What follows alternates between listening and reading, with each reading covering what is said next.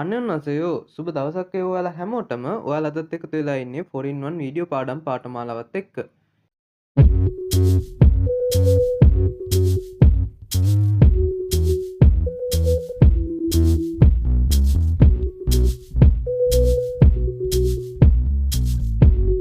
안녕하세요.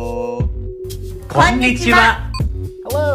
අපි 23 වෙනි පාඩමෙන් කතා කරා ක්‍රියාපද සම්බන්ධව. එතකොට අද 24 වෙනි පාඩම මගින් අපි කතා කරන්නේ යම් ක්‍රියාවක් සිදු කරනවාද යන්න විමසන ආකාරය සම්බන්ධව. එතකොට අද 4in1 අපිට විශේෂ දවසක්.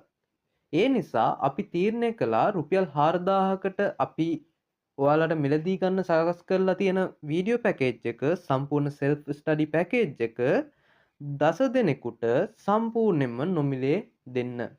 එතකොට ඒ 10 දෙනාව තෝරගන්නේ අපි අපේ WhatsApp අංකයට මුලින්ම එන messages 10ට අපි ඒ පැකේජ් එක ෆ්‍රී ලබා දෙන්න තීරණය කරා. එතකොට ඔයාලට කරන්න තියෙන්නේ මෙච්චරයි.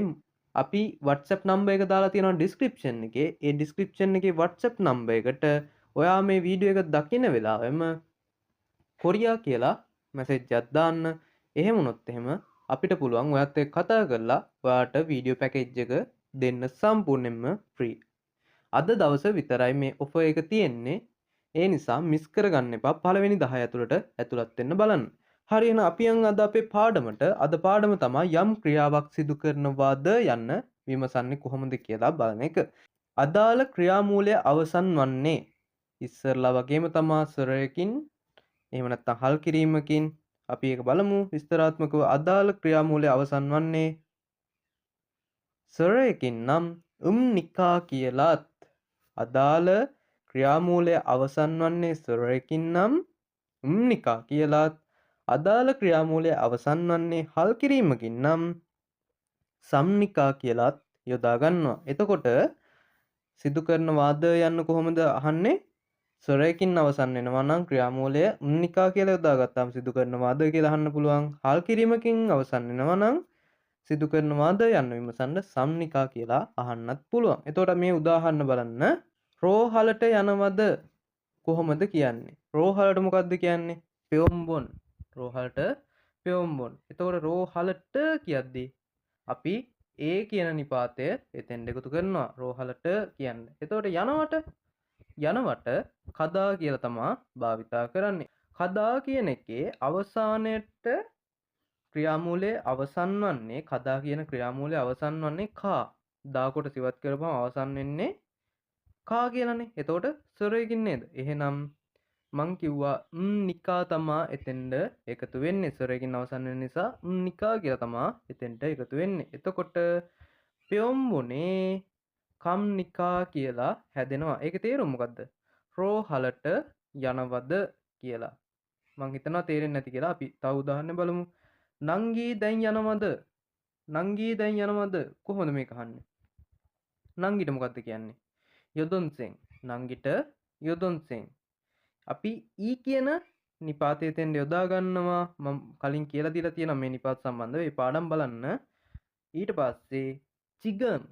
දැන් කියන්න චිගම්. මේවත් කලින් කියලා දීලා තියෙනවා. හොඳේ. දැන් කියන්න චිගම්. යොදොන්සෙන් ඊ චිගම් කදා කියලා නේද කියන්නේ? යනවා කියන එකට කදානේ. එතකොට යනවද කියලා අහන්න ඉස්සෙල්ලත් අපි ඕකම කරා. රෝහලට යනවද කියලා හද්දිත් කදා කියන එකේ දා කොට සේවත් කරා නිකා දැම්මා. එහෙනම් මෙතනත් කදා කියන එකේ දා කොට සේවත් කළා කම්නිකා කියලා යොදා ගන්න. එතකොට යොදොන්සෙන් ඊ චිගම් කම්නිකා කියලා හැදෙනවා. මොකක්ද ඒකේ තේරුම? නංගි දැන් යනවද කියන එක. ඊට පස්සේ උදාහරණය. ඔව් ඔයා එනවද? ඔව් ඔයා එනවද?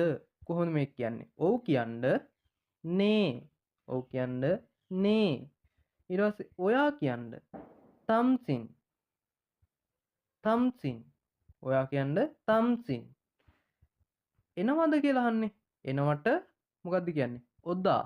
යනවට කදා, එනවට ඔදා. එතකොට ඔදා කියන එක අවසන් වෙන්නේ මොකේකින්ද? සරයකින් නේද? එහෙනම් ඒකත් ඒ වගේ දා කොටස ඉවත් කරලා නිකා එකතු කරනවා. එතකොට නේ තම්සින් නිකා කියලා හැදෙනවා. මොකක්ද ඒකේ තේරුම? ඔව් ඔයා එනවද කියන එක. නේ තම්සින් නිකා. ඊට පස්සේ මල්ලි පාඩම් කරනවාද? මල්ලිට මොකක්ද කියන්නේ? නම් තොන්සෙන්. නම් තොන්සෙන්. ඒක උත්ත කරගන්න අපි ඊ කියන නිපාතය එතෙන්ට යොදා ගන්න වඩාත් හොඳින් පෙන්වන්නට.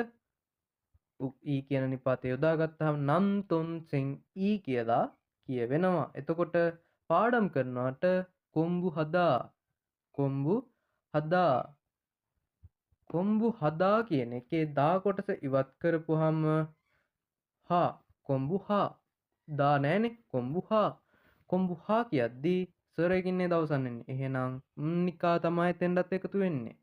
එතකොට නම් තොන් සෙන් ඊ කොම්බු හම්නිකා කියලා කියවෙනවා. ඒකේ තේරුම තමයි මල්ලි පාඩම් කරනවාද කියන එක.